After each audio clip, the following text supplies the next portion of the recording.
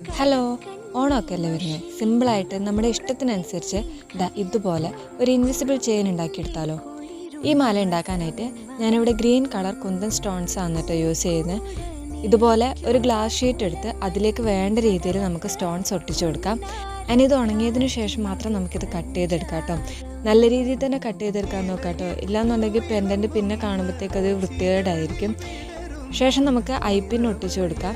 ഇനി ഇൻവിസിബിൾ ചെയിന് വേണ്ട ലെങ്ത്തിൽ നമുക്ക് കട്ട് ചെയ്തെടുത്തിട്ട് അതിലേക്ക് ഗിയർ ലോക്ക് ഇട്ട് ലോക്ക് ചെയ്യാം.